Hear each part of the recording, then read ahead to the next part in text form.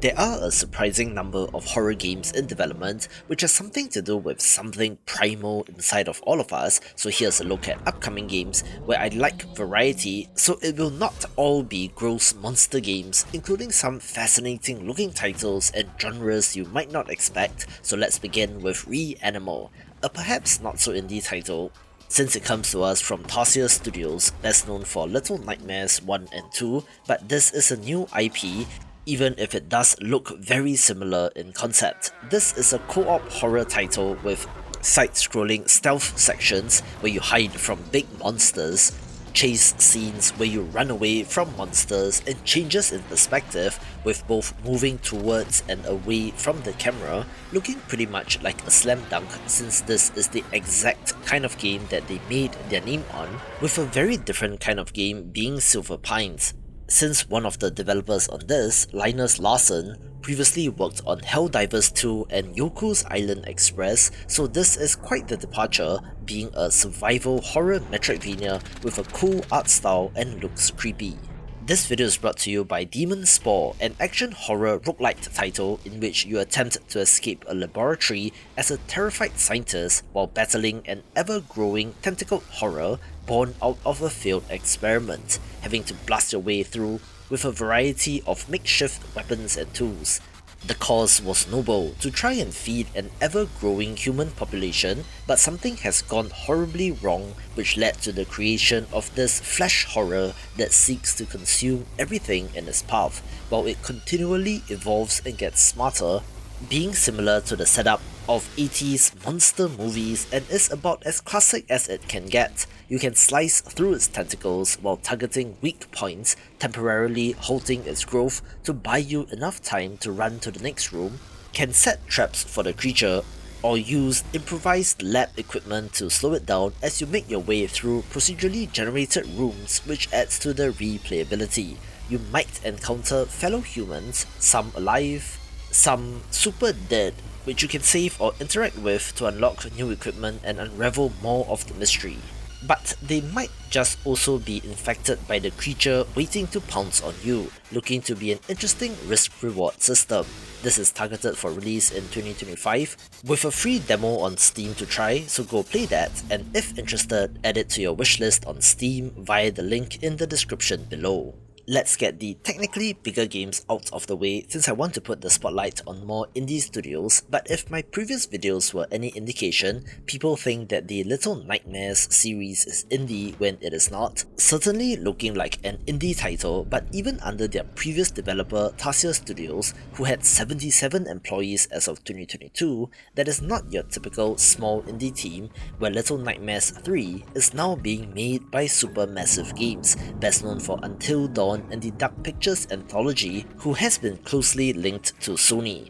with the Little Nightmares IP being owned by Japanese publisher Bandai Namco. However, I do have to give props where it's due, since the yellow raincoat wearing character is pretty iconic and filled a gap in the market, with this third entry also being co-op focused for 2 players, where you work together to try and escape a place known as Nowhere, but is also playable solo, with the CPU controlling the other character. Visually, this looks great as well, similar to their other titles, and does play with scale and size, although it feels like this has a different vibe as compared to the earlier entries, where if you prefer the existential dread and isolation of the ocean instead, Cold Abyss Director's Cut might be of interest, an underwater exploration title where you don an old-school diving suit and descend to the ocean floor in order to repair broken internet cables. According to the developers, this is a relaxing and atmospheric exploration game where there are no enemies or any other forms of danger down there, just you, all alone at the bottom of the ocean. I don't know about you, but I'm inclined not to believe this developer given all that is going on in this trailer, which does look suitably freaky, with the low fidelity look adding to the game and immediately conveys a sense of dread from this less than a minute or so clip, with a different kind of water body being Scarlet Lake, the titular location in which this survival horror game is set in, seeming to have very classic gameplay mechanics but with modern enhancements. You play as Ben Murphy, a detective drawn to the enigmatic town of Scarlet Lake after receiving a message from his missing wife. Sound familiar? Strangely enough, the town is under restriction from the government as various tests are being conducted within the town walls, so you know what that means, essentially transforming the locals into all sorts of horrific monsters. Not quite zombies, but you get the point, where you have to scavenge the town for supplies, manage limited inventory space, and fight when you need to in order to progress. This also has an isometric camera as compared to third person behind the back or fixed camera angles, which could be different enough to be of note, where again I do appreciate the throwback visuals, but for something that looks very different, how about Kitsune? The Journey of Adashino, one that seems to be very heavily anime inspired, in which a fox girl and her frog friend explore the island, with the design, setting and neon lights being inspired by both modern day and feudal Japan. For the most part, you are exploring the island and talking to its inhabitants, sitting down for a meal or to simply enjoy the atmosphere, but something is lurking in the shadows, with the ominous Tower of Muyo looming in the distance, and not helping is that the game takes place on a long summer night on the day of the Harvest Festival, which in other cultures is when things go bump in the night. There will be Oni demons chasing you around, where you can use your light to temporarily blind them while you desperately search for a hiding spot, where I love it simply because of how different it looks. But going back to something more classic is the recently revealed Liminal Point, in which you play as a once rising rock star lured back by a cryptic voicemail to the island of Ashen Point, where her band's story ended in tragedy many years ago. The game is a psychological survival horror title that pays tributes to the classics, with scarce resources and inventory space to manage, with exploration not just being bound to a single location, but includes a manor, an abandoned hospital, the sewers and more, each filled with cryptic messages and twisted creatures. The central mystery revolves around her old bandmate Mia, who disappeared forever, affecting the life of our protagonist, and as she explores the island, her own sanity and psyche comes into question as well on what is real and what is not, looking excellent and will be for fans of the genre, as should be the case for Grave Seasons as well, a horror farming sim in which you are doing all the classic farming stuff but in an ancient town where the locals are secretive and supernatural murders are going on. Looking like a clever twist on the formula, with the pixel art providing a nice contrast, but back to low fidelity visuals here in full Fathom. A game that looks kind of ordinary until you realize that the opening shot of the trailer shows some buildings, but they are completely underwater as a school of fish and even a shark swim by, and certainly looks like an intriguing setting. You are piloting a deteriorating submarine through grim, hostile waters, having to run around to maintain the submarine's systems while managing resources and plotting your course through the treacherous depths. Reminding me of Iron Lung, but perhaps with more survival-style elements, as you have to venture into submerged environments to scavenge for supplies. The isolation of the underwater setting can be pretty haunting, like Cold Abyss mentioned earlier, with the combination of sea creatures and the setting itself contributing to the horror, where the setup of "No, I'm not a human" also being of note, a self-styled anxiety horror game about paranoia in the end times. A powerful solar flare has occurred and people are advised to stay indoors, but yet there are scattered reports of people running into human-looking entities known as the Visitors, who look human, but there's just something a little off about their appearance, whether it be in terms of teeth, eyes, fingernails or more. You have to stay inside and survive on your meager rations, answering the door and assessing, in a papers please-like manner, on whether the person standing in front of you is human to let them in or something else altogether and you need to shoot them,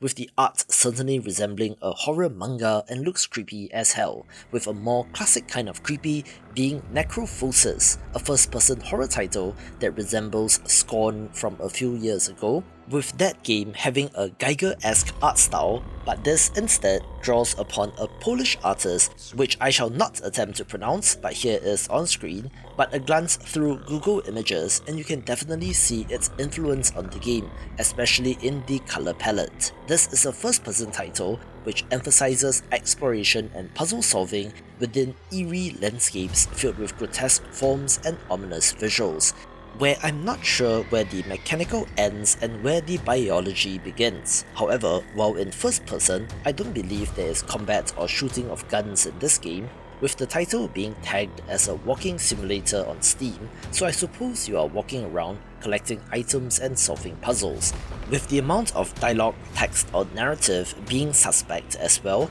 But what a first impression this makes in terms of visuals, which did cause it to stick in my mind. The same can be said for Out of Hands, a narrative horror deck builder, which is theoretically not that creepy, since the developer basically recorded videos of his hands to be put into the game as clips, but then these are rearranged to form a face, which has haunted my dreams ever since I came to know of this game. At one point, it was billed as a roguelite, but seems to have abandoned that structure in favour of a more narrative title while still having deck building combat, mixing an almost stop motion kind of animation when the character is in the bedroom with hand-drawn almost manga looking art in the overworld, and of course the creepy as hell hands in combat, looking to be very unique, where this next game might not appear to be that at first glance, since it looks like you are entering a Resident Evil style mansion playing as a Jill Valentine looking character, but then House of Necrosis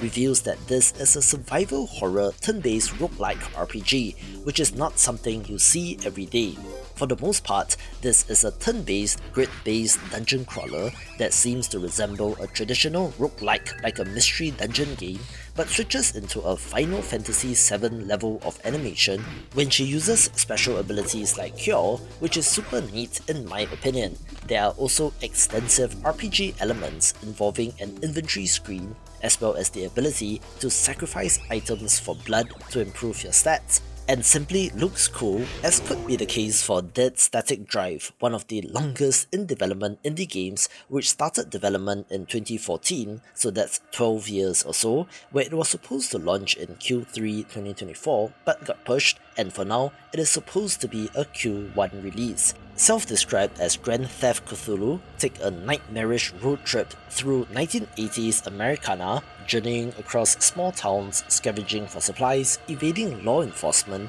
and confronting eldritch horrors. It has an open world structure with seemingly plenty of options with regards to where you can go and what you can do, with intense looking combat, especially with the guns, and has a very distinct art style as well, being pretty hyped due to the long development cycle, so I'm just interested to see what this is, where it is pretty clear what Echoes of the Living is going for, about as classic survival horror as it can get, and kind of resembles early Resident Evil if you squint a little. Set in 1996 in a small, quiet town in Europe, a mysterious fog suddenly engulfs the town one night, causing the locals to get sick and effectively transform into zombies, where this game, get this, has two playable characters, being gender-swapped versions of Leon and Jill, where you have a female police officer searching for her father amid the chaos of the situation, or you can play as an ex-Special Forces member who arrives at the town wanting to start a new life and has to locate his missing fiancée and to get the hell out. Fixed camera angles, the option for tank controls on top of modern controls, puzzles, limited ammo, limited inventory space, and manual save rooms are some of the classic features highlighted, being almost the exact same kind of game, and is definitely a nostalgia play, even down to the art, and I particularly want to highlight the visual style of these next few games, since another awesome looking title is The Midnight Walk, a horror adventure game that comes to us from the developer of Lost in Random, using clay to construct the horrible monsters in this game, which are then digitized and animated in a stop-motion fashion, which makes it look very unique. You play as the Burnt One, accompanied by a lantern creature named Potboy, requiring you to use their flame to light your path and to interact with the environment. The game combines exploration and puzzle solving, where survival elements are present as well, since you must outsmart the various monsters which are eager to extinguish Potboy's flame. The narrative is divided into 5 tales, each presenting its own challenges and characters, with the game mixing camera angles as well, from first person to behind the back, side-on shots, for atmospheric reveals and more, and simply looks fantastic. But if you know me, I do love my pixel art, which is one of the reasons as to why Kitsune got my attention. Coming to us from the developer of Yuppie Psycho and the Count Lucanor, which look similar, but this developer's exact specialty is pixel art horror games, which makes this next title of note. You play as an altar boy from a fringe religion who becomes possessed by a demon, having to perform virtuous deeds by day, but each good deed inadvertently opens a gateway to hell, requiring you to battle demons at night. It has a more deliberate pace to the combat, utilizing both ranged and melee weapons, controlling like a twin-stick shooter with rolling evasion, but also has stealth and exploration, with impressive character portraits and anime cutscenes, which is very different from the minimalist look of the character models in-game. But what a looker this game is, with of course bad cheese making a splash as well, as did a whole bunch of horror games that got announced when Mickey Mouse went into the public domain. This is not to be confused with Mouse PI for Hire, since that is an all-action first-person shooter, where this game, while still in first-person, is a more overt horror title set in a world of 1920s animation. The setup resembles those first-person simulation titles, since you play as a child mouse spending the weekend at home, where mum, dad, brother, you, and the rest of the demons live in this house, but mother is away and you have to scrub, clean and sweep the house to keep daddy happy, struggling to survive in this abnormal household. Of course, this looks freaky as hell and is very well done, with it dropping a demo recently, so go check that out if you have not, with a gorgeous but more classic looking title being Into the Dead Our Darkest Days, a side-scrolling zombie survival title set in Texas in 1980. Yes, zombies are as popular as ever, and this looks so good as you lead a band of survivors as they make their way from building to building, scavenging for supplies, trying to avoid zombies, but also to fight if needed. There are upgradable shelters for your group, with some of the most brutal combat animations that I have seen, also having to be concerned about the physical and psychological needs of your survivors, and to determine what is the best course of action in every scenario, since certain characters will be better at certain actions. Interestingly, this comes to us from developer Pickpock, who I know from the mobile title Doomsday Clicker, but they did make Into the Dead 1 and 2, which were first-person shooters, so this game carries on from those and looks great, with perhaps the highlight when it comes to visuals in this list being Bye Sweet Carol, a 2D animated cinematic adventure horror game that pretty much looks like a classic Disney animated movie. Set in the early 1900s in Britain, play as Lana Benton, a young girl investigating the mysterious disappearance of her friend Carol Simmons, following a trail of clues to figure out what happened and to uncover the dark secrets of Bunny Hall Orphanage. The game combines exploration with platforming elements, allowing Lana to transform into a rabbit, which helps in escaping tricky situations, but also makes her more vulnerable to enemies. Also, there is a dual location setup here between the real world and the fantastic kingdom of Corolla, where you will get an umbrella wielding companion by your side as together you go about solving this mystery. But my god, what a looker this game is. So if you have friends that don't play indie games, definitely show this to them, where hopefully the gameplay matches the quality of the animations. But back to pixel art with Whisper Mountain Outbreak, an isometric co-op PvE multiplayer survival horror game set in 1998, taking place on Mount Bissek, where a mining operation has unleashed an ancient horror, causing a mysterious fog to cover the area, trapping the surviving humans as they desperately seek a way to escape. Work together with your friends to scavenge resources, craft, find key items and solve puzzles in order to escape, while fending off waves of enemies, requiring you to communicate with teammates and to help each other out since players can be downed and will need revival. In classic horror movie fashion, you have to decide on whether or not to split up, to search more quickly but risk being isolated and killed, or to stay together to provide support but face increasingly more challenging waves of enemies with multiplayer focused features like a built-in chat wheel for easy communication.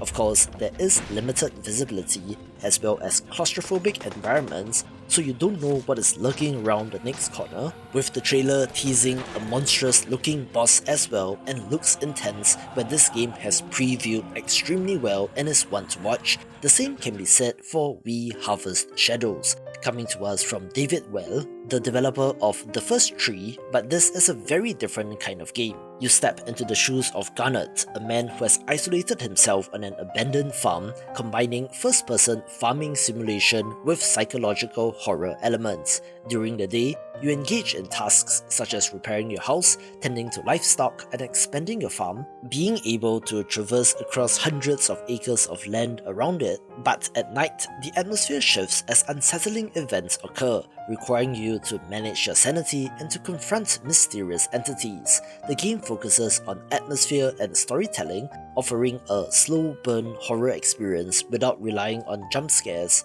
where your actions during the day, such as cleaning and organizing, can influence the intensity of nighttime hauntings, adding a strategic layer to your daily routine. The narrative unfolds through flashbacks, voiceovers, and journal entries, providing insight into Garrett's own past and the reasons why he decided that this will be the place that he dies alone, and why he is happy with having to never see another human being ever again. So Stardew Valley this is not, where this also doesn't quite go in the survival game direction, with no hunger, thirst or inventory management to worry about, with the demo being very well received, so do give it a go. But if you prefer more action, Nightmare Operator should be your jam, a horror third-person shooter set in the haunted ruins of Tokyo, in which you enter each mission hunting down yokai using a variety of guns and futuristic weapons. Interestingly, there is a so-called clutch system which allows the character to rapidly switch between weapon modules